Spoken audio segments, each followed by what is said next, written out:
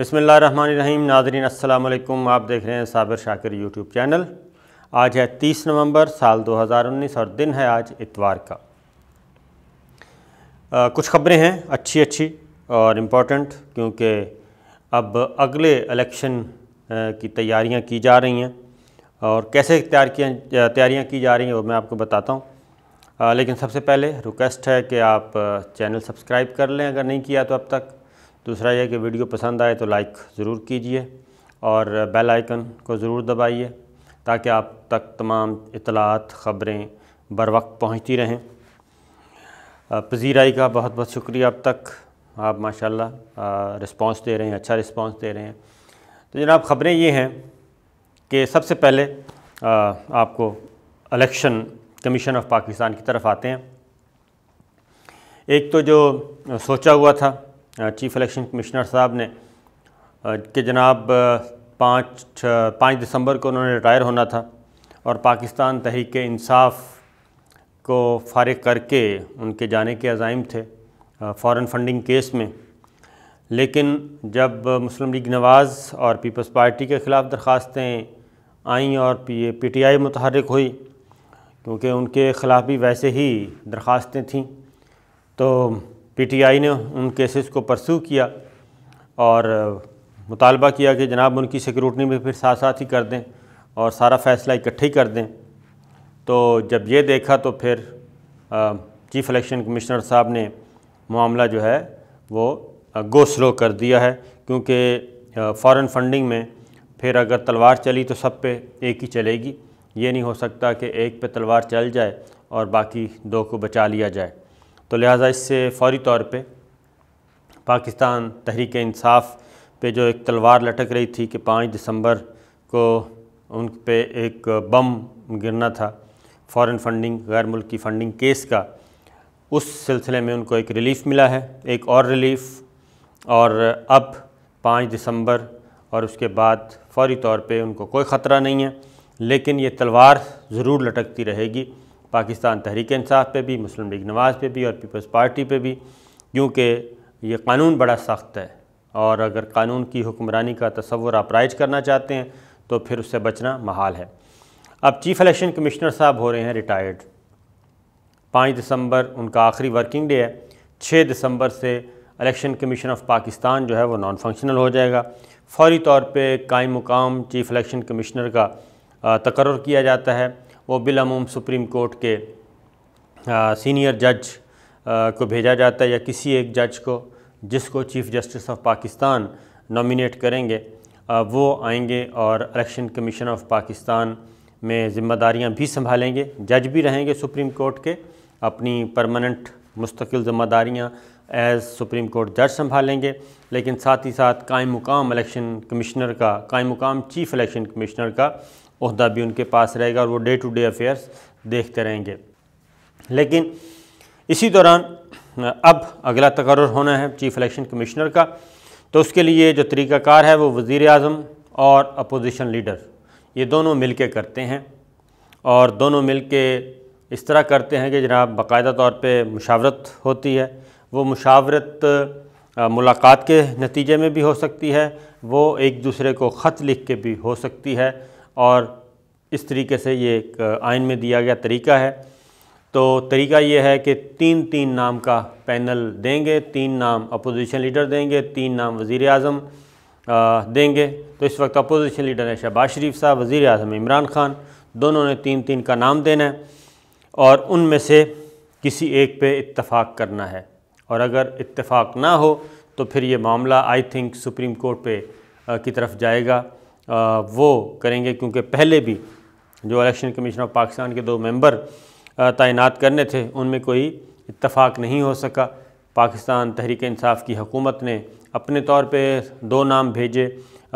تقرر کر دیا، چیف الیکشن کمشنر سردار رضا خان نے ان سے حلف لینے سے انکار کر دیا، معاملہ اسلام آباد ہائی کورٹ پہنچ گیا اور وہ نوٹیفیکیشن اب سسپینڈ ہو چکا ہے، اور اسلام آباد ہائی کورٹ نے واپس چیئرمین سینٹ اور اسپیکر قومی اسمبلی سے کہا ہے کہ یہ کام پارلیمنٹ کا ہے، تو لہٰذا یہ کام اپنے سیاسی کام خود کریں،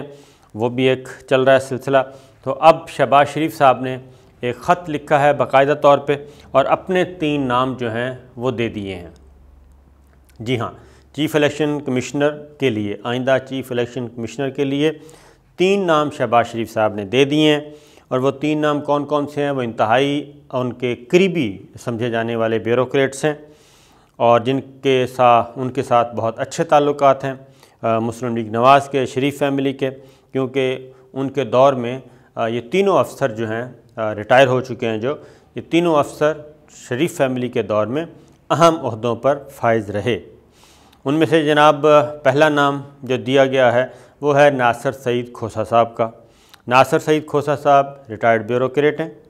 اور یہ بھائی ہیں chief justice of Pakistan Asif Saeed Khosa صاحب کے۔ اب ناصر سعید کھوسہ صاحب کون ہیں، میں یہ آپ کو بتا دوں مختصر۔ جب پاناما کیس چل رہا تھا اور آصف سعید کھوسہ صاحب کیس سن رہے تھے تو آصف سعید کھوسہ صاحب کو کلٹیویٹ کرنے کے لیے، ان پہ دباؤ ڈالنے کے لیے، ان کو سفارش کرنے کے لیے، ان کو اپروچ کرنے کے لیے آصف سعید کھوسہ صاحب کو اپروچ کرنے کے لیے شہباز شریف صاحب اور نواز شریف صاحب دونوں نے، اسحاق ڈار صاحب، تینوں نے ناصر سعید کھوسہ صاحب کی خدمات حاصل کی تھیں۔ ناصر سعید کھوسہ صاحب اس وقت تھے ورلڈ بینک میں، ان کو خاص طور پہ بلایا گیا اور ریکویسٹ کی گئی کہ آپ آئیں اور آصف سعید کھوسہ صاحب کے ساتھ کوئی بات کریں، جسٹس صاحب کے ساتھ، اپنے بھائی کے ساتھ، تاکہ ہمیں کوئی رعایت مل سکے۔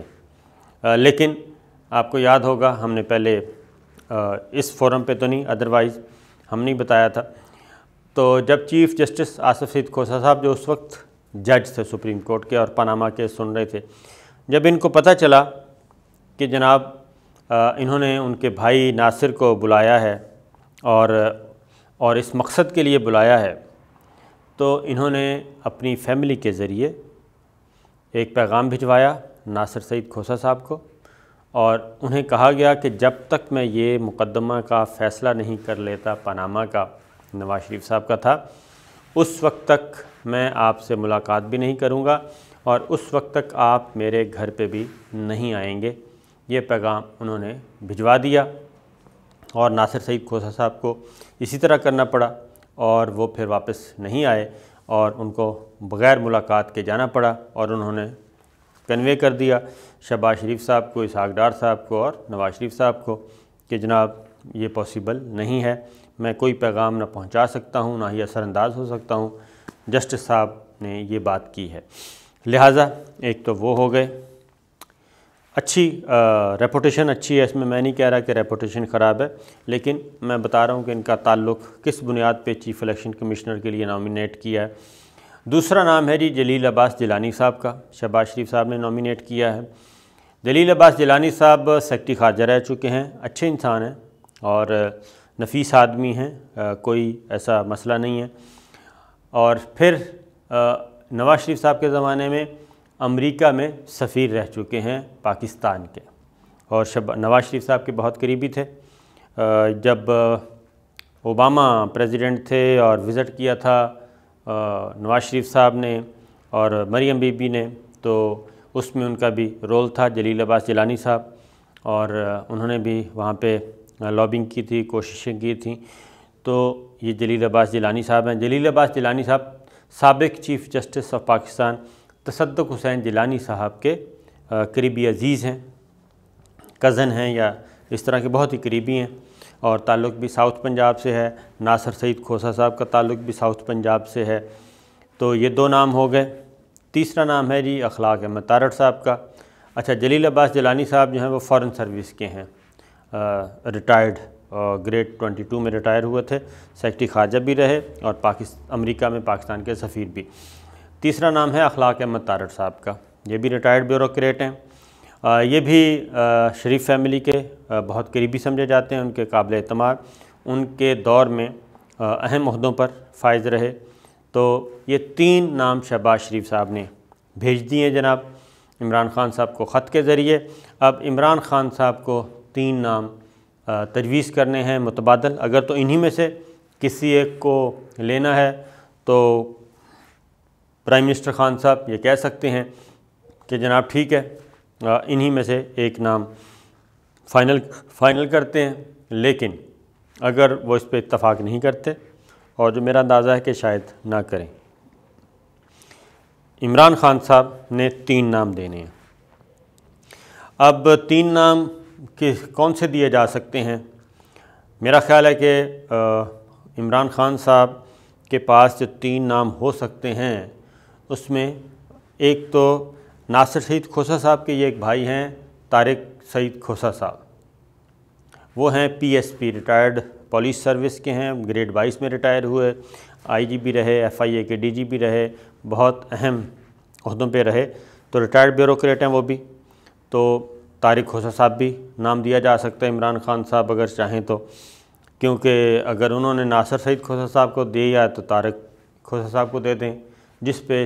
شریف فیملی میرا نہیں خیال کہ مانے گی، شہباز شریف صاحب۔ دوسرا نام ہو سکتا ہے ڈاکٹر شعیب صدر صاحب کا دے دیں۔ تیسرا کوئی اور ریٹائرڈ جج لیا جا سکتا ہے، ان کا نام بھی دیا جا سکتا ہے، سپریم کورٹ کے ہی ریٹائرڈ جج کوئی لیے جا سکتے ہیں۔ تو اب دیکھنا ہے کہ عمران خان صاحب کیا کرتے ہیں۔ تو یہ ہے ایک ابتدائی طریقہ چیف الیکشن کمشنر کے تقرر کا۔ یہ یہیں بات چھوڑتے ہیں، اب آگے چلتے ہیں۔ عمران خان صاحب نے جناب واضح طور پہ ایک پیغام دیا۔ آج وہ گئے تھے لاہور پنجاب میں، انہوں نے عثمان بزدار صاحب کو اپنے دائیں جانب بٹھایا اور انہوں نے کہا کہ عثمان بزدار صاحب تبدیل نہیں ہوں گے، وزیر اعلیٰ یہی رہیں گے عثمان بزدار صاحب۔